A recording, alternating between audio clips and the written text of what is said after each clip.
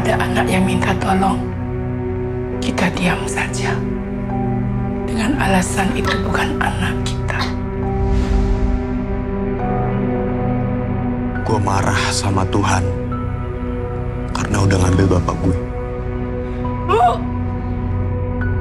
Orang tua itu manusia, kita juga manusia. Kalau orang tua salah, guru salah, anak lari kemana?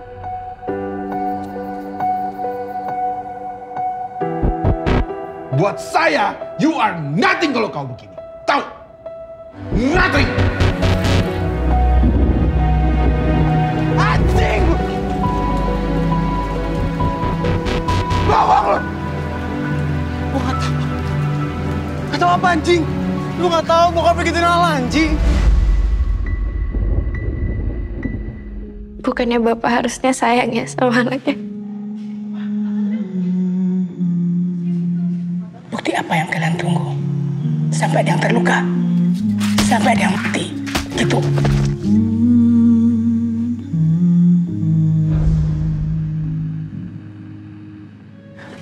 Di hati Maya nggak digituin sama Bapak. Anjing! Anjing!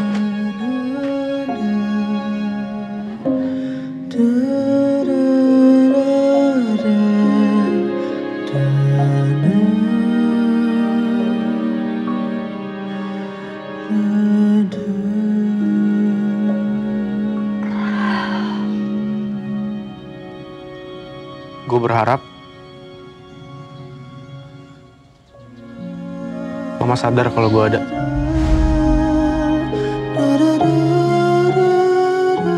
Ketika giliran kita yang kena musibah, dunia diam.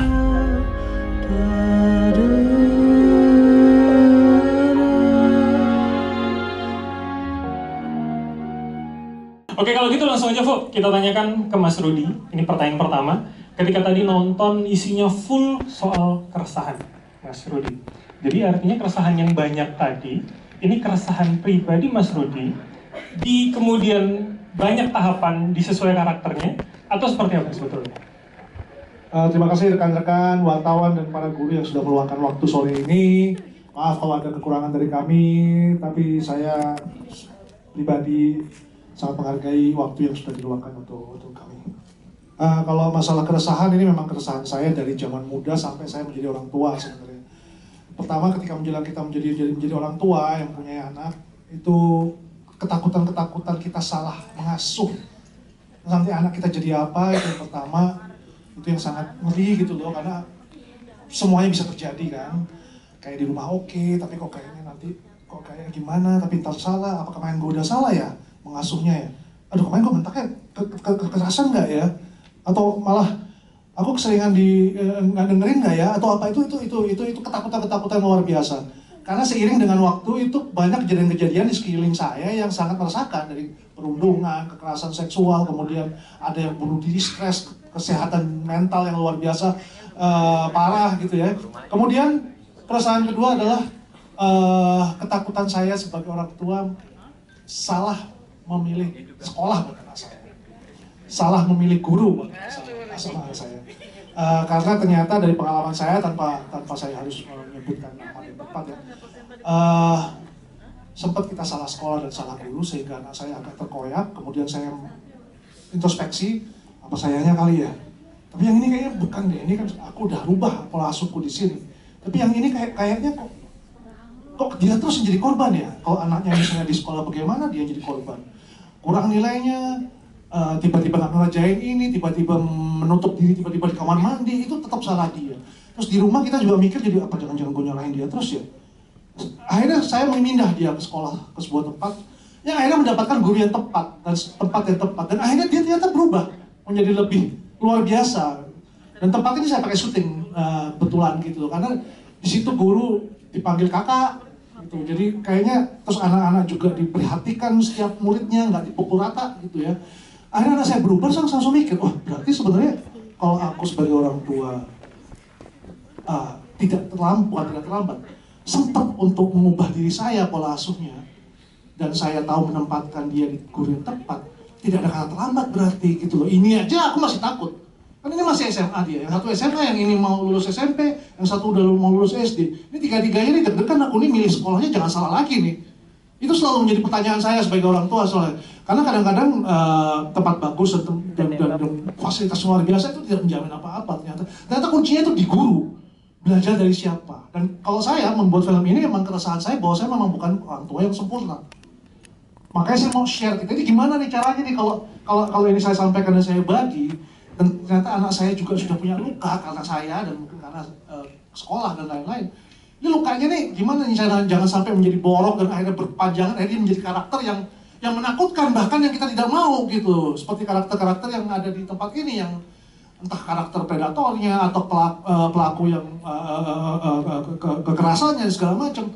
Itu aku takuti, dan keresahan itu yang membuat aku, menurut saya, kalau nggak hari ini saya bikin dengan production house kami, karena film kayak gini kalau di tempat luar sana belum tentu mau dibikin. Mereka masih mikir, aduh horor aja Ruth. Terus akhirnya aku mikir, ya horor ya ini orang setiap jam terjadi kok. Di anak-anak kita, di keluarga kita, setiap jam ada surveinya. Setiap jam kekerasan itu terjadi. Ada yang menimbulkan kematian dan lain-lain. Artinya itu yang meresahkan, dan itu horor banget buat saya. Makanya saya sama istri saya, ya udah deh kalau yang lain mau kita bikin aja deh.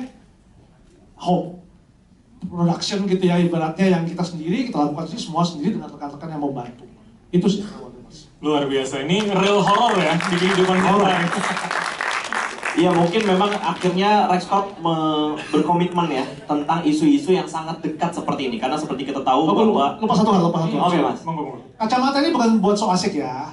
Jadi ini justru kami tanpa mengurangi rasa hormat, bukannya nggak sopan atau gimana. Tapi ini kacamata sebuah pernyataan dari kita yang membuat film ini, bahwa selama ini kita melihat, tapi kita menutup mata. Kita, aduh kasihan ya, oh iya, oh nggak gimana kita. Berikutnya gitu. Jadi, apakah ini belum terjadi di keluarga lo aja kali ya, makanya lo santai? Atau gimana, nggak ngerti. Tapi kan terjadi, kita tahu. Aduh, kasihan, masa si bapaknya kan anaknya? Ya lo mau heran gimana? Oke, besok. Lupa lagi besok. Padahal ini udah darurat, kalau buat saya negara ini udah siaga satu. Ya, oke. Luar biasa. Ini betul-betul mewakili bagaimana keresahan kita gitu loh. Ya mungkin juga Rex Corp akhirnya berkomitmen bahwa isu-isu yang sangat dekat inilah yang harus dipertontonkan kepada masyarakat. Karena tidak lagi mengikuti arus, tapi kita yang harus mendikte jangan-jangan apa tontonan untuk masyarakat Indonesia. Itu ya kan? seharusnya jadi pertanyaan dong. Oke, sebenarnya menyambung ke situ. Itulah mengapa mungkin Mas Rudy sangat hands on dengan film ini ya, sampai akhirnya terjun juga sebagai editor, penulis, kemudian produser dan juga sutradara. Penulis bareng Jemima tapi. Yes. Yeah. Nah, dari Mas Rudy dulu ya, sebelum kita lanjut ke Jemima. Sebenarnya kenapa Mas sampai sebegitunya menjaga sekali isu ini untuk bisa akhirnya lahir dan juga dinikmati sama masyarakat Indonesia gitu. Bahkan sampai memegang posisi sebagai editor juga gitu. Artinya memastikan 100% bahwa ini juga tersampaikan dan sesuai dengan apa yang ada di kepalanya Mas Rudy dari awal gitu. Kembali ke ini kan 25 tahun saya berkarya, sebenarnya lebih sih, ada 28, 29 ya. Tapi kan gak enak nyebutnya 29 gitu, kecil. Pengen ngerasain kenikmatan pertama kali bikin film kayak tahun 98 saya memulai. Film Bintang Jatuh saya yang film persis kayak gini, film yang udah apa yang di rumah yuk kita pakai yuk, kita shoot yuk. Temen ada yang nggak mau, ada yang bisa bantuin nggak, ada ini nggak, persis tahun 1998 ini exactly gitu. Ini kayak kembali muter, saya mau merasakan kenikmatan dan alhamdulillah gitu ya, istri mendukung meskipun sempat berargumen pasti kita ini biasa lah itu namanya juga suami istri kan. Ini kalau kita gini kita nggak bisa hidup nggak kita nih, bisa ini nggak bisa lah kan, orderan kita tahan dulu berarti kan. Tapi akhirnya istri membantu malah memproduce dan jagain kita malahan. Nah kalau nggak ada dia mah selesai saya udah. Jadi menurut saya ini ya karena menurut saya udah usia saya udah 53. Kalau nggak sekarang kapan lagi? Itu yang saya bilang. Nanti kita ini dulu deh. Oh nanti dulu deh. Nanti akan gitu nggak akan pernah bisa dibikin. Gitu. Menurut saya akhirnya tahun ini kita sikat deh. Tapi kenapa kemudian ini dianggap momentum yang tepat gitu? Keresahan di pas 25 tahun karirnya Mas Rudy. Kebetulan. Sebenarnya karena kebetulan memang dari sosial media itu setiap hari dan setiap waktu berita-berita itu muncul terus. Kebetulan perundungan yang ya mungkin teman-teman tahu deh, mungkin para guru juga, perundungan itu gitu. Terus kadang-kadang pihak orang tua nggak mau disalahin, ada kalanya pihak sekolah nggak mau disalahin. Nah kayak tadi disebutin kan nama karakternya Mbak Ariani, Kak Ayes, kalau orang tua salah, guru salah, ini anak kemana? Itu loh, itu yang ngeri banget Mas. Kalau nggak sekarang ya itu tadi. Karena saya nonton tadi sebel juga sama papanya Marlo ya, yang meremehkan urusan anak tuh urusan remeh gitu. Itu kan karakter ya mas. Dan ini juga menjadi pertanyaan tentunya. Kalau kemudian tadi ke Mas Rudi, saya ke Mbak Rina kalau gitu. Jadi kemudian Mbak Rina, ini apa yang meyakinkan bahwa ini bisa diterima di masyarakat? Dikala semua film, semua PH itu bikinnya horor, Mbak? Iya. Jadi sebenarnya dari awal sih memang udah takut ya. Pasti tema-tema begini tuh pasti akan lebih sulit ya dibanding yang biasa Mas Rudi bikin gitu. Tapi ya balik lagi, itu adalah sebuah keresahan Mas Rudi yang ingin beliau sampaikan, dan beliau selalu bilang ingin mendapatkan kembali kenikmatan berkarya. Karena sebelumnya kan Mas Rudi pernah stroke ya, dan alhamdulillah bisa sembuh lagi, bisa sehat lagi, bisa syuting lagi, dan menurut saya ya udah oke. Kalau memang beliau ingin bikin film yang ingin beliau bikin, karena Mas Rudi itu it's not about money gitu loh. Jadi kadang-kadang kalau orderan iya banyak, tapi kan ya yang membuat beliau puas dengan apa yang sudah beliau bikin itu. Jadi makanya saya bilang ya udah oke, kita bikin PH, kita support apa yang beliau resahkan akan dituangkan ke dalam sebuah film. Udah itu aja. Luar biasa, boleh tepuk tangan dulu dong. Luar biasa. Karena idealisme gitu ya, Pak. Yes, karena terlihat juga dari dialog-dialog tadi ya, kalau teman-teman mungkin ada yang akhirnya mengutip gitu ya, quotes-quotes gitu di dalam film, karena hampir setiap karakternya punya dialog yang sangat kuat. Betul. Mulai dari bom waktu misalkan gitu. Wow. Kemudian tadi bagaimana kita melihat ini dan menutup mata gitu. Kita ke Jemima dulu nih, sebagai penulisnya bersama Mas Rudi juga. Bagaimana akhirnya tercipta dialog-dialog yang sangat kuat dari masing-masing karakter ini, karena tidak mudah sebenarnya menerjemahkan apa yang tadinya berawal dari ide kemudian menjadi dialog-dialog yang sangat nyata gitu, yang akhirnya diperankan sama para cast. Silakan. Terima kasih. Ini menjawab pertanyaan ini agak sulit nih. Karena sebetulnya awalnya saya menawarkan diri untuk kerjasama sama proyeknya Pak Rudi, itu awalnya tuh karena saya tuh agak capek nonton film yang dialognya tuh sebetulnya kita jarang ucapin sehari-hari. Maksudnya, make sense gak sih kita nonton sesuatu tapi kita tidak pernah mengalami hal ini, atau kita tidak pernah membicarakan hal ini. Dialog ini apakah pernah kita ucapkan ke satu sama lain di hari-hari kita? Kalau kita lagi nongkrong sama teman-teman gitu misalnya, kita apa sih yang kita bahas gitu? Apa yang kita curhatin gitu? Apa yang kita obrolin? Apa yang kita share? Apa yang kita pendam? Apa yang kita perasaan apa yang meresahkan kita sampai rasa-rasa ini tuh semua keluar dari mulut kita berupa kata-kata gitu. Karena ada kalanya karena banyak dari kayak anak-anak generasi X ya, milenial gitu, milenial awal generasi X dulu itu kita hampir semua dari kita tuh ngalamin apa yang Marlo alami. Tapi buat kita ya santai aja ya nggak sih, kayak lo pernah digamperin bawa lo ya pernah, gue juga. Tanpa kita sadari itu kita bawa terus sampai kita jadi orang tua. Ketika kita punya anak, sekarang kita melihat mata-mata mereka yang masih innocent gitu, mata-mata mereka yang belum ngalamin apa yang kita alamin. Kok kayaknya salah ya sekarang marahin anak dengan cara atau, tapi kita susah juga ya, karena gini, kita itu didikan orang tua kita, dan mereka juga adalah didikan orang tua mereka dari zaman perang. Jadi di zaman perang itu mereka kerasnya gimana, nggak ada tuh mikirin mental health yang kita pikirin, gimana survive, gimana kita makan gitu kan. Jadi cara mereka didik anak mereka juga beda. Nah, cara mereka didik anak mereka itulah yang akhirnya nyampe ke kita. Nah, sekarang nih sebetulnya mumpung sosial media ini lagi melek banget tentang mental health. Mumpung generasi kita dan generasi di bawah kita tuh lagi lagi conscious gitu ya, lagi aware, lagi sama-sama saling mau membantu sebetulnya dengan cara nge-viralin deh contohnya. Kayak banyak-banyak kasus yang mungkin nggak selesai secara hukum, tapi diviralin, dibantu sama kita semua tuh jadi kayak oke, kasusnya jadi cepet nih. Sebetulnya itu sih yang kita mau ini juga sih. Dan kalau kita ngomongin dialog ya kita apa adanya aja. Kalau ada dialog yang rasanya kayak nggak natural, kayaknya Pak Rudi juga cara dia nge-treat ke cast-nya tuh dengan cara kayak coba lo explore gitu, apa yang kira-kira lo mau bahas di kejadian ini, gue kasih lo kejadian, lo coba explore apa yang natural buat kalian gitu. Kayaknya sih gitu ya Pak ya.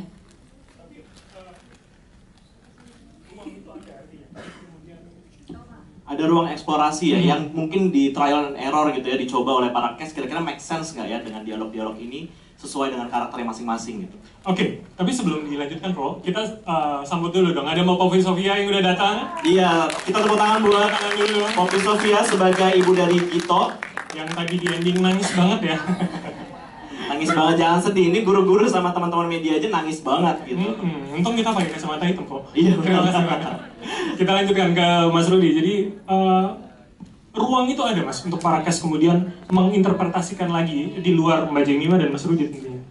Pasti waktu saya senangnya juga satu hal mengenai film ini, dan seperti dulu zaman film pertama saya Bintang Jatuh adalah film ini melibatkan banyak bakat-bakat baru yang menurut saya itu karya saya yang lebih besar dibanding film itu sendiri loh menurut saya. Dimana Jemima akhirnya bisa kerjasama, Jemima adalah hidden gem juga ya kan, Raffi, Sudirman, semua pemain semua lah, aku nggak bisa sebut satu kan nanti kenal sendiri. Adam Putra musiknya juga.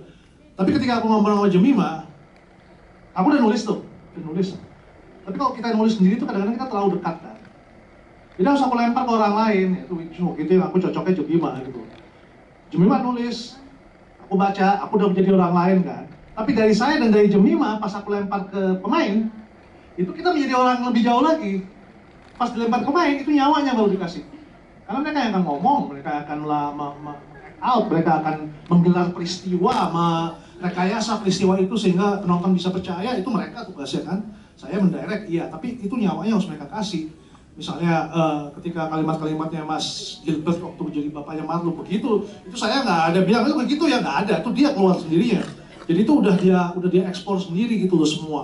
Dan menurut saya itu cantik indahnya sebuah proses ketika semua pemain dan semua yang terlibat itu memberikan nyawa mereka gitu.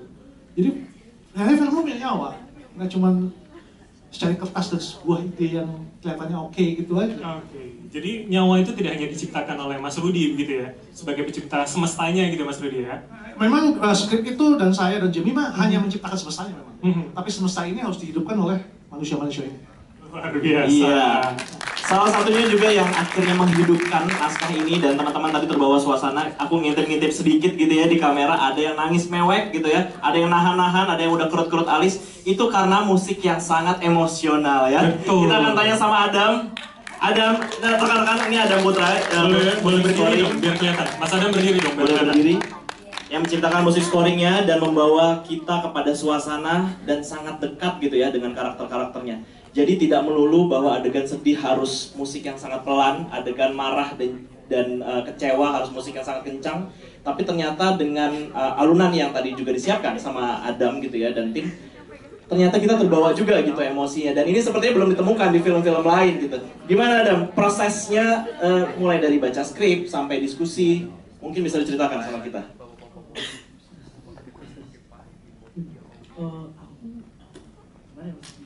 Sebenarnya jadi awal mulanya tuh nggak sengaja sebenarnya aku bisa ini film ini. Jadi kayak Mas Rudi itu ada satu trailer pertamanya, and then aku sebenarnya mikirnya karena saat aku melihat trailer itu aku sebagai anak yang masih berumur 23 tahun gitu melihat itu kayak aku merasa aku dibangun, kayak I can tell bahwa itu adalah POV-ku sebagai anak, merasa kayak berhubungan lah, pembelian lah gitu, dan aku nyoba untuk membuat musiknya se-close as possible ke aku sendiri dan ke pop-pop karyanya gitu, dengan mungkin style yang lebih kekinian lah gitu ya, dan hasilnya begitu.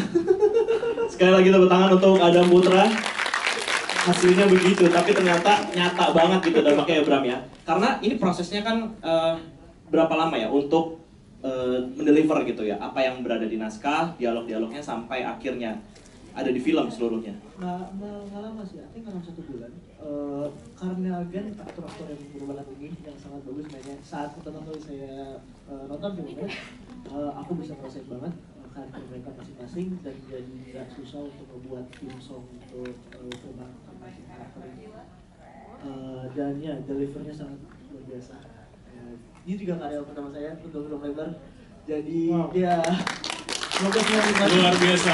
Ini karya pertama begitu ya. Tapi kalau dari bahasanya campur-campur bahasa Inggris pilihannya dua, Fo. Kalau nggak Gen Z, anak Jaksel. Ini yang mana? Oh, umur berapa, Adam, sekarang? Aku 24. 24, luar biasa. 24 film pertama ini cukup menggugah emosi gitu ya di film ini. Sorry, gue mau nanya, setelah tadi nonton, gimana melihat karya sendiri? Oh seperti ini ya, setelah diisi musik dan akhirnya ditonton gitu. Beda kan sama di ruang produksi gitu? Ikut nangis juga ternyata ya. Kita beruntung pakai kacamata hitam dulu nih. Nggak kelihatan sembah. Oke, kita lanjut ke berikutnya, Bram. Mungkin kita akan ke pemain-pemain nih ya. Udah pada penasaran ya, tadi teman-teman media ada yang udah tanya, boleh dong Raffi dong gitu ya. Oke, ada waktunya ya. Kita ke Raffi dulu. Raffi ini film pertama, kemudian Raffi juga mengawali karir sebagai musisi. Tidak mudah tentunya ya, switch gitu ya di bulan-bulan tertentu akhirnya menjadi full time actor gitu. Gimana Raffi terlibat dalam proses ini, bagaimana rasanya? Ya, sebelumnya saya pengen berterima kasih kepada teman-teman media yang sudah hadir dan kepada guru-guru dan para hadirin yang sudah menyempatkan waktunya dan energinya menonton film Saat Menghadap Tuhan di sini. Dan ya menjawab pertanyaan tadi, ya betul saya berawal dari musik dulu dan sebenarnya aku kecemplung mas. Aku tuh kaget gitu, Mas Rudi tiba-tiba milih aku sebagai salah satu pemainnya karena aku waktu itu ceritanya aku nemenin temanku casting, terus pas aku keluar mobil, wih muka lu tengil nih, gitu. Terus pas dari situ aku disuruh baca skrip dan alhamdulillah langsung dipercayakan sama Mas Rudi untuk menjadi salah satu pemeran utamanya.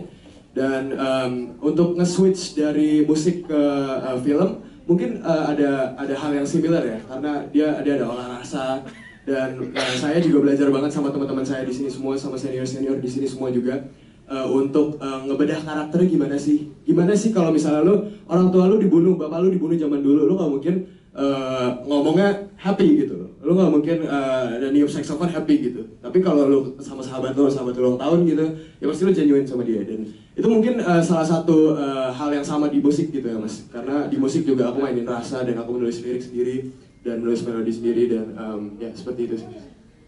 Iya, setelah tadi beradaptasi dengan skripnya gitu ya, kemudian ketemu sama teman-teman cast lain, bagaimana seorang Raffi yang tadinya punya pola seorang musisi akhirnya menjadi menjalani pola sebagai aktor gitu ya, pembedahan, kemudian akhirnya mengolah rasa lagi gitu. Ya, kurang lebih sama sih mas, maksudnya pas sama Mas Rudi itu kita simulasi 2 bulan.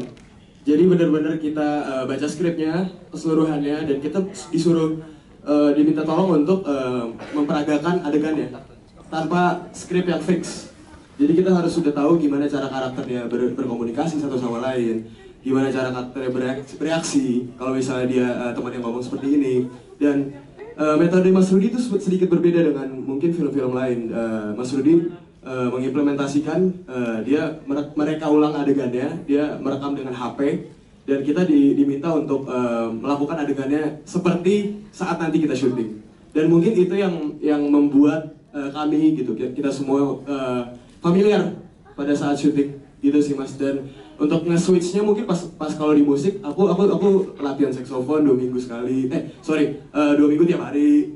And then aku latihan nyanyi, and then sama sih, kita perlu rutinitas. Dan pas aku ngejalanin syutingnya, aku bener-bener oke, Raffi Sudirman, Damar, oke, Damar berarti dia nggak dengerin musik romantis, Raffi Sudirman masih dengerin musik romantis gitu sih.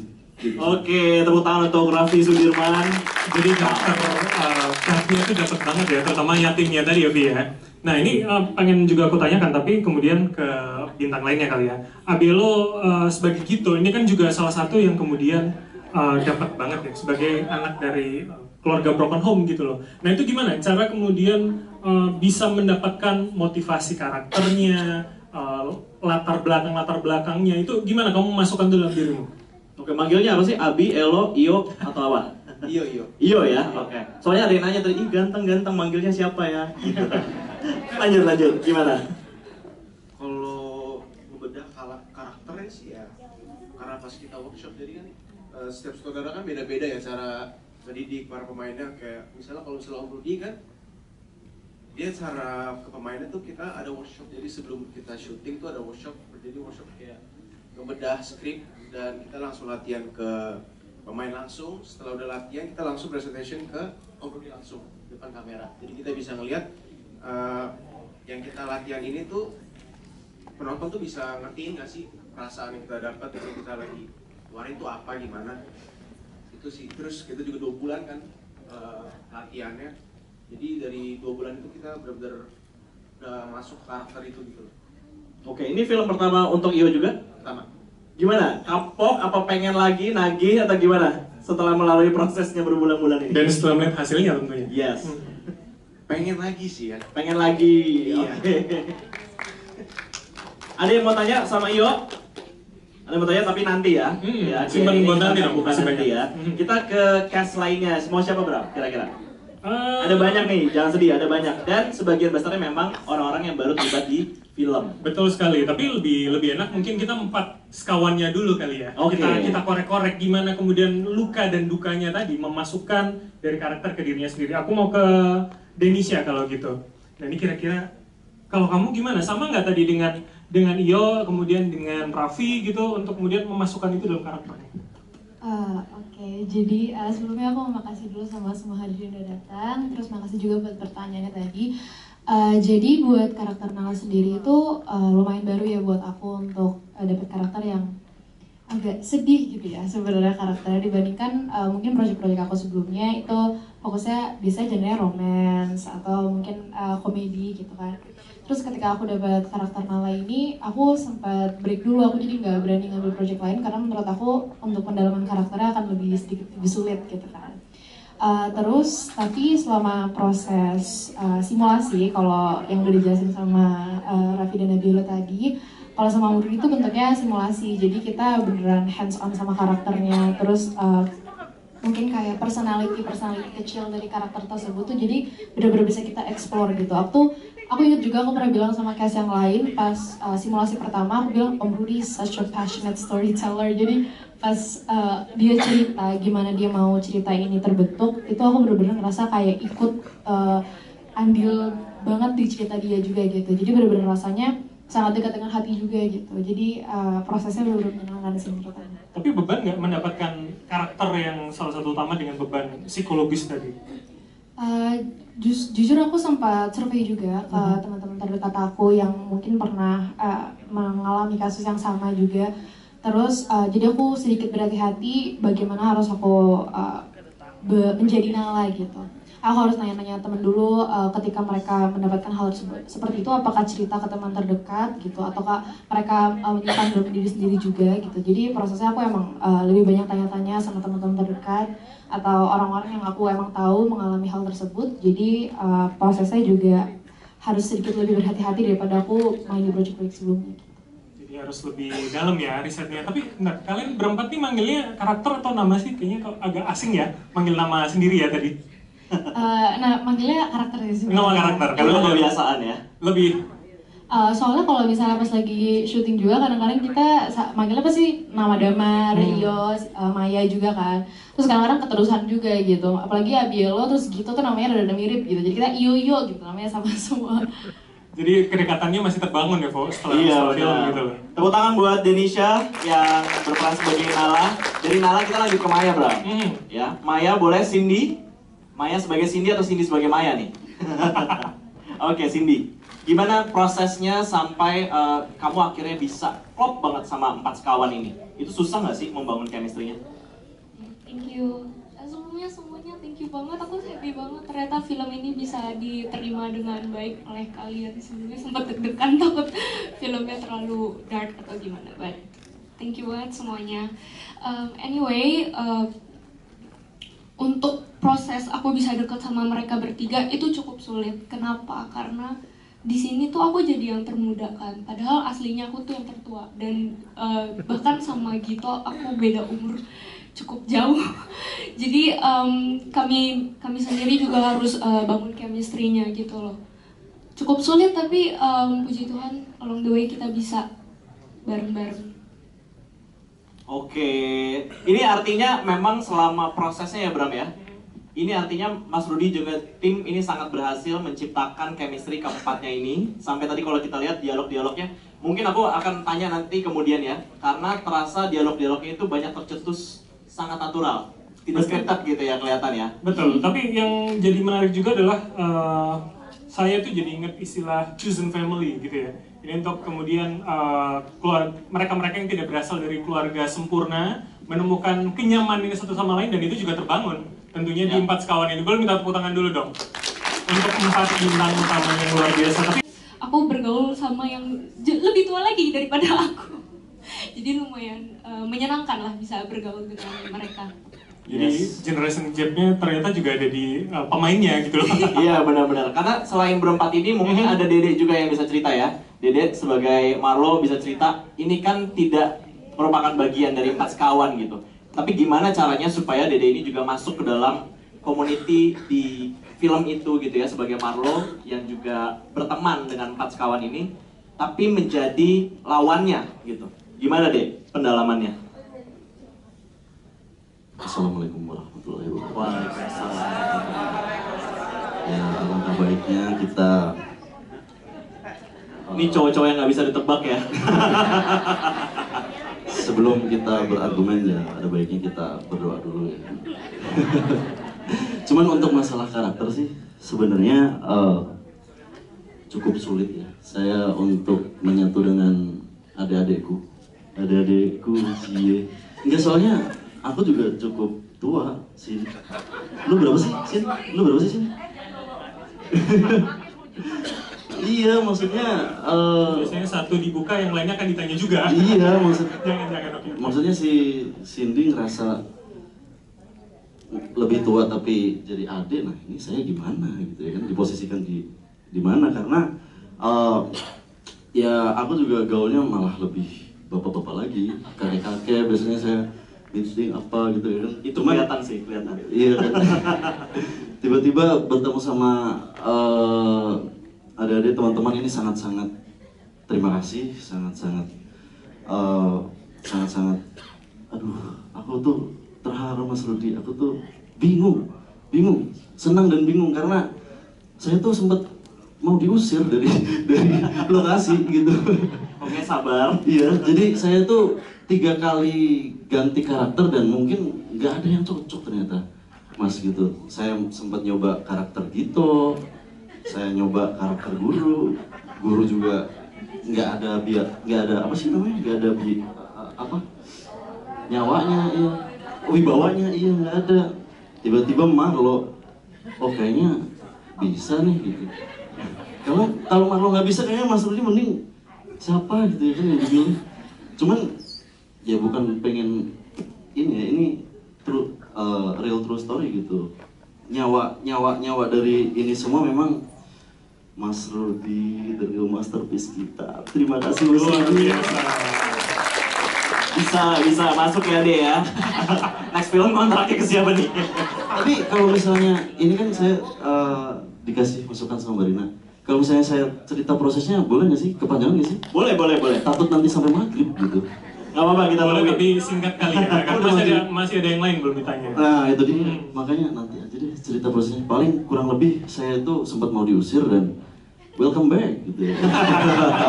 Oke, itu mungkin akan kita tanyakan nanti ya. Iya, tapi sebenarnya satu pertanyaan boleh kali ya Pak? Iya, okay. Jadi sebenarnya Marlo sama Dede itu seberapa jauh bedanya? Sangat jauh. Nyebelinnya sama ya? Nyebelinnya mungkin di real life nyebelin, kalau ngobrol saya 5 jam mungkin nggak akan betah gitu. Iya, nyebelin kayak gitu. Tapi kalau di Marlo nyebelinnya ya karena dia keras hati. Dan sebenarnya saya tuh kalau di real life itu saya yang dibully, Mas. Serius, saya SD itu saya pernah dibully satu kelas karena ini real story, ini benar-benar saya itu disukain sama cewek paling cantik di kelas itu.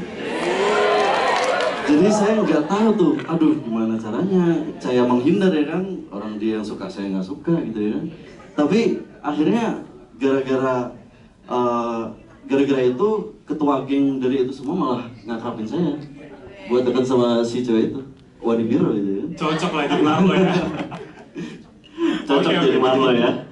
Oke, berarti boleh kita move ke pemeran selanjutnya aja ya, karena pasti akan ada pertanyaan buat Dede nanti ya. Betul, dan itu bisa disimpan nanti di sesi pertanyaan dari teman-teman media dan juga Bapak Ibu guru yang ada di sini ya, Flo. Iya, karena salah satu yang mungkin membuat kita penasaran adalah perannya Kais. Oke. Yang diperankan oleh Aryani Williams. Tepuk tangan sekali lagi.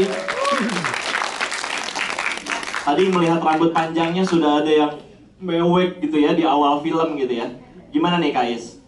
Sorry, Aryani. Mbak Aryani ya. Gimana Mbak Aryani? Pertanyaannya apa ya? Nah, itu dia. Selama proses ini, Mbak Aryani ini kan harus juga menjalani proses bersama rekan-rekan yang usianya sangat jauh gitu ya. Bagaimana mendeliver karakter Kais ini dengan anak-anak segerombolan ini, Mbak? Kalau mulai jiwa, saya sih 19 ya. Di dalam saya itu selalu anak-anak, kekanak-kanakan. Saya sedang sekali bermain. Saya sudah jadi nenek, punya cucu. Tapi saya memang sedang bermain. Ulang tahun saya itu orang-orang nggak boleh pakai baju serius, mereka pakai pajamas. Terus kita main kartu. Teman-teman saya itu kita harus main-main. Kita nggak boleh lupa kalau di dalam kita tuh masih ada anak-anak. Jadi untuk bergaul dengan anak-anak bagi saya jauh lebih mudah daripada orang tua yang lupa dengan keceriaan anak-anaknya. Jadi pendekatannya secara personal dulu nih Kais kepada teman-teman muda. Saya nggak usah berusaha natural sekali. 5 detik saya udah hey. Enggak, bukan karena benar kita kan punya banyak bagian jiwa kita, ada yang inner child, happy inner child. Terus kalau tergantung saya bergaul sama siapa, saya bisa kira-kira ini aku ketika umur 14. Itu aja aku aja. Tapi Rudy itu memang luar biasa. Dia memberikan ruang dengan membiarkan saya berdua dengan satu karakter di kamar 3,5 jam untuk mengenal satu sama lain tanpa ada konteks apa. Oh ya, kalian masuk aja, find your vibe. Gitu. Jadinya sama Iyo, sama Raffi, sama Denisa. Jadinya kita menemukan frekuensi kita itu dengan luar biasa, kebebasan yang luar biasa. Oke, luar biasa. Pesan dari panitia. Waktunya tinggal dikit. Yes, benar banget. Mungkin kita langsung ke Mbak Poppy ya. Betul sekali. Sebagai ibu dari Gito yang tadi nangis di akhir kayaknya dalam banget gitu. Wah, itu kayaknya di roll sih. Kayaknya di roll terus ya. Gimana Mbak Poppy pendalaman bersama mereka-mereka yang baru pertama kali main film, kedua adalah usianya terpaut cukup jauh gitu. Gimana mendelivernya bisa sampai nyampe banget ke kita? Alhamdulillah, puji Tuhan. Aku sebenarnya seneng banget sih ketika kayak dikabarin sama Mas Rudy lagi. Setelah sayap-sayap patah kita ketemu lagi ya Mas Rudy ya. Terus Mas Rudy sempat chat nih, masih mau main film nggak bareng sama Mas Rudy gitu. Kok nanyanya gitu sih, kenapa enggak gitu ya kan Mas? Padahal kan aku juga udah lama, maksudnya kayak setelah sayap-sayap patah aku ada series juga. Terus aku istirahat acting dulu deh. Soalnya kadang-kadang kan acting itu kan menguras emosi banget gitu kan. Terus pas ketika ada ditawarin sama Mas Rudy, kenapa enggak gitu. Dan aku mikir Mas Rudy gitu loh, siapa yang nggak mau kerja sama nama besarnya Mas Rudy juga gitu. Akhirnya aku di sini dikasih tahu, oh ya Poppy ini karakternya sebagai seorang ibu single parent yang anaknya tuh mengalami perundungan seperti itu. Dan karakter aku tuh yang lebih gimana ya, ibu-ibu yang selalu mengejar apa sih, bukan iya bisa dibilang mimpi. Mungkin dia mimpinya tuh senangnya tuh kayak social climbing gitu. Mungkin dia senangnya kayak status sosialnya dikejar tuh ya, jadi biar supaya kerjaannya seolah-olah ya kerjaannya itu bagus, jadi dia harus nongkrong sana sini apa segala macam, terlihat sibuk, mengatasnamakan ini buat anak gue. Padahal sebenarnya tuh dianya aja yang pengen kongko eksis dan lain-lain. Tapi di sisi lain ya aku melupakan hakikat sebagai seorang ibu yang harusnya tidak ada jarak sama anaknya itu sih. Dan itu aku juga kan ibu muda ya. Aku di sini kayak berusaha untuk gimana nih nanti kayak seorang ibu yang anaknya tuh sudah remaja gitu kan, udah sekolah. Itu sulit kan Kak Poppy? Sebenarnya sih kayak aku harus kayak ya berhayal, membayangkan ya beberapa tahun ke depan aku dengan segala kesibukan. Sebenarnya observasinya kayak lebih kayak lihat teman-teman aku juga yang anak-anaknya udah besar, yang bener ya teman gue nih kayak ini sibuk banget ya anaknya, gimana ya gitu. Kalau ditanya bilangnya mau meeting gitu. Mau meeting padahal disco gitu kan. Lebih ya itu ngomongnya. Ini yang ketawa pada relate kayaknya Bram ya. Ya tapi seperti itu sih, maksudnya kayak karakter juga aku lihat dari teman-temanku yang anak-anaknya udah lumayan remaja gitu sih. Cuma ya ini kesempatan yang luar biasa buat aku karena di samping aku belajar, maksudnya kayak berperan sebagai seorang ibu muda yang sebenarnya aku ibu muda juga, tapi di sisi lain di sini tuh banyak pelajaran yang aku petik gitu soal cara membesarkan anak, terus maksudnya apa yang harus kita lakukan atau jangan sampai kita lakukan supaya nanti ke depannya anak kita tuh bisa tidak menjadi pembuli atau jangan sampai dibully, seperti itu sih. Atau sampai kayak gitu ya, menyimpan kesedihan. Ya itu tuh amit-amit jangan sampai seperti itu sih. Luka Sih itu luka. Luar biasa. Terus saya langsung aja ke Terima Mas kasih. Gilbert kalau begitu, ini papa yang paling saya sebelin. Gimana nih seorang papa, Yes. Mas Gilbert, dengan sama pertanyaan seperti tadi ya, metamorfosa menjadi karakternya seperti apa, kemudian apakah kemudian di real life juga punya apa ya, kegelisahan yang sama gitu, Mas Gilbert? Ya, selamat sore semuanya. Terima kasih sudah meluangkan waktu untuk datang nonton sama-sama kita di sini. Terima kasih untuk apresiasinya untuk film ini. Ini pengalaman yang luar biasa buat saya. Karena saya mendapatkan sesuatu yang baru sebagai seorang aktor di sebuah produksi film. Dan ini sangat relate dengan, karena ini sangat berhubungan dengan kehidupan kita sehari-hari sebagai orang tua, kemudian sebagai anak, membuat saya bahagia bisa terlibat di film ini. Jadi semua proses yang kita jalanin, yang saya jalanin, saya nikmatin banget gitu loh. Dan terima kasih karena kalau sudah nonton dan bilang Bapak Marlon nyebelin, makasih banyak. Karakter ini juga membuat saya berpikir ke depan sebagai orang tua ke anak saya, anak-anak saya, dan semoga Enggak bisa lewat setengah 7 nggak apa-apa. Untuk bapak yang ada di sini, jangan lupa kalau kita juga pernah jadi anak, apalagi anak laki. Jadi ya treat anak lakinya, terutama anak laki-laki ya, karena saya kan terlihat dengan Marlo di film ini. Perlakukan anak laki-lakinya lebih baik dibandingkan mungkin orang tuanya memperlakukan kita sebagai anak laki-laki. Makasih. Yes, kita sepakat sekali Pak. Boleh didengarkan ya Pak ya. Dan jangan silent treatment ya. Kayak nurunin anaknya pinggir jalan gitu. Benar-benar. Kita masih ada dua orang lagi nih, Bram, yang akan kita tanyakan juga ya kepada Fenty Waro. Yes.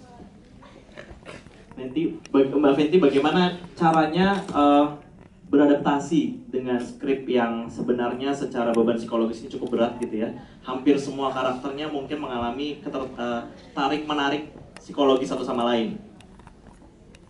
Terima kasih. Betul ya kalau misalnya dibilang berat.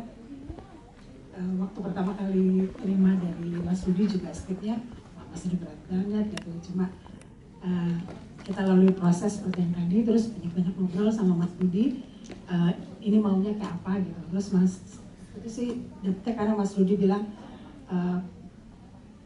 pokoknya lu harus jadi ibu yang gak berdaya tapi nanti akan disebelin gitu. Karena ya karena kejadian seperti yang tadi kita tonton di film gitu. Nah memang berat banget untuk cari sebagai seorang ibu gitu ya, karena aku juga ibu, terus mau membiarkan hal-hal seperti yang tadi terjadi di keluarga sendiri gitu, bahkan sampai proses itu berlangsung workshopnya sampai ke syutingnya kayak nggak habis pikir. apa iya ada orang seperti ini gitu, kok ini anak perempuannya sendiri loh gitu.